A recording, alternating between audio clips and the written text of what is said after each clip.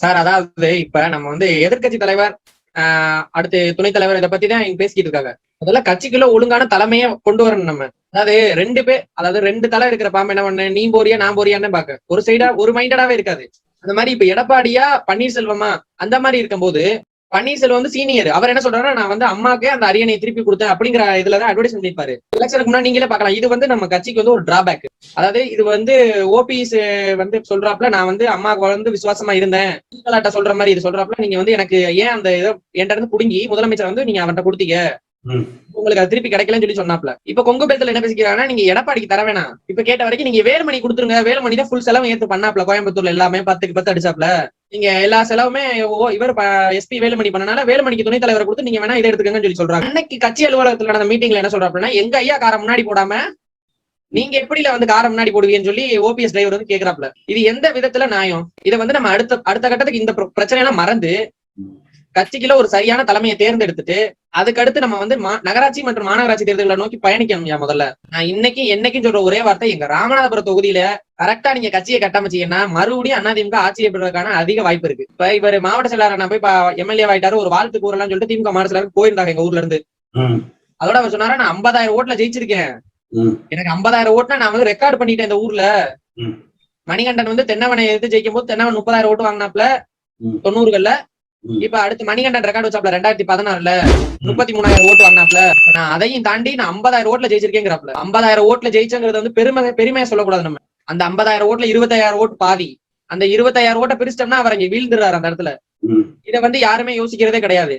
அதே மாதிரி ஒரு 19 தொகுதிகளுக்கு நம்ம குறைவான ஓட்டுகளை தோத்துருக்கோம். அதை நம்ம எங்க சறுக்குறோங்கிறத வந்து யோசிச்சு பார்க்கணும். பாமகவோட கூட்டணியோ பாஜகவோட கூட்டணியோ வச்சது மிகப்பெரிய தவறு. முதல்ல பாஜகவோட கூட்டணி, அதாவது நீங்க இங்க லோக்கல்ல நீங்க யார் வேணாலும் மேனேஜர் மாதிரி ஓனர் நான் தான் சொல்லி இப்ப மீம்ஸ் போட்டுக்கிறாங்க பாஜக காரவங்க. யாரா இருந்தாலும் மத்திய அரசு கட்டுப்படதான் வேணும். அதுக்குன்னு சுயமரியாதையை மீறிட்டு நம்ம இது பண்றோம்னா. சார் வணக்கம். இன்னைக்கு தேர்தல் முடிஞ்சு நம்ம வந்து எதிர்கட்சியில உட்கார சூழ்நிலைக்கு வந்துட்டோம்.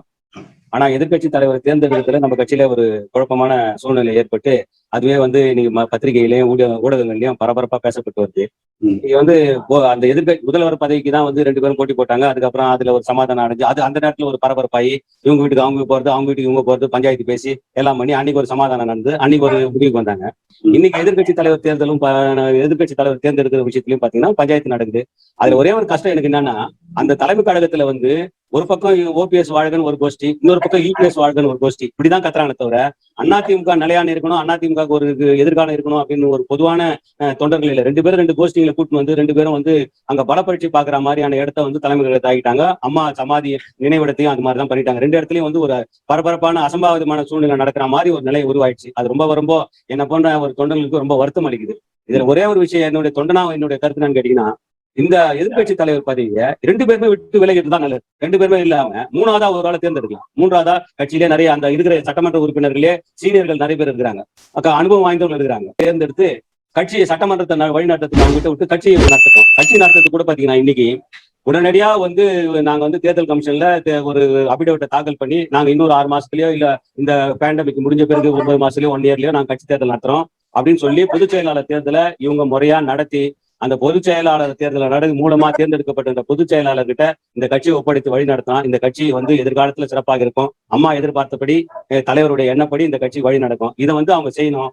இன்னைக்கு வந்து பாஜக பயந்துன்னு எதிர்காலத்துல நம்ம பேர்ல வழக்கு வருமோ கைது வருமோன்னு பயந்து இருந்தவங்க தயவு செய்து ஒதுங்கிட்டோம். அதுக்கு பயப்படாதவங்க தைரியமா இருக்கிறவங்க கட்சியை வழி நடத்துறதுக்கு வரட்டும். இன்னைக்கு வந்து அவங்க அப்படிதான் பாஜகவால நம்மளுக்கு பாதிப்பு வரும், நம்மளுக்கு கைது நடவடிக்கை வரும்னு நினைச்சிட்டு அவங்களுக்கு நம்ம வந்து சப்போர்ட்டிவா ஊதுகோலா போலான்னு நினைக்கிறாங்க. அதுக்கு கஷ்டம் என்னன்றத ஒரே ஒரு பக்கத்து மாநிலம் உதாரணம் பாண்டிச்சேரியில கூட்டணியில சேர்ந்து வெற்றி பெற்று கூட இன்னைக்கு ஆட்சி அமைக்க முடியாம சூழ்நிலை இன்னைக்கு ரங்கசாமி திணறி இருக்கிறாரு. இதுதான் வந்து தமிழ்நாட்டிலேயே எதிர்காலத்துல நடக்கும். இதுதான் பாஜகவோட நிலைப்பாடு. இதை புரிஞ்சுக்கின்னு அவங்க செயல்பட்டாங்கன்னா அதிமுக எதிர்காலத்தில் ஆனது. இன்னும் ஒரே ஒரு சின்ன கருத்தை மட்டும் சொல்லிடுறேன்.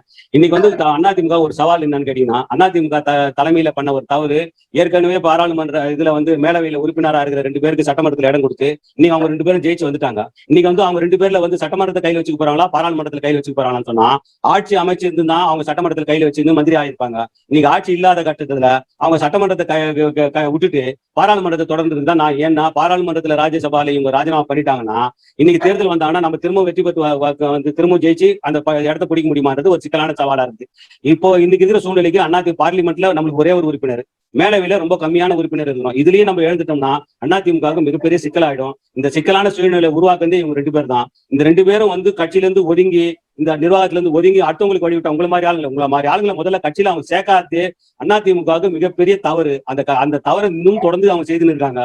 இதை உங்களை போன்ற பல பேரை கட்சியில சேர்த்து அரவணைச்சு அந்த கட்சியை இன்னைக்கு ஆளுங்கட்சியா இருக்கும்போது அதிகாரம் இருக்குது, அவங்களால எல்லாம் நடத்த முடியுது, ஆட்சி அதிகாரம் நடத்த முடியும். ஆனா எதிர்கட்சியா இருந்து அரசியல் நடத்துறது வந்து சாதாரண விஷயம் இல்ல. அதுக்கு ஒரு திறமை வேணும். அந்த திறமை நிச்சயமா அவங்க 2 பேர்ட்டையும் கிடையவே கிடையாது. இதுதான் என்ன ஒரு அடிப்படை தொண்டனான என்னுடைய கருத்து. இந்த கருத்து தான் பலரோட கருத்தாக இருக்கும் நான் நினைக்கிறேன். இந்த கருத்தின்படி உடனே உங்களை மாதிரியான நிர்வாகிகளை முதல்ல கட்சியில சேர்க்கணும். அதுக்கப்புறமா அடுத்த கட்டத்தை பத்தி பேசணும். நான் சொன்ன மாதிரியான நிலைமைகளை எடுத்தாங்கன்னா கட்சிக்கு நல்லதுன்னு நான் நினைக்கிறேன். அது அவங்க முடிவு பண்ண. இதுதான் என்னோட கருத்து சார்.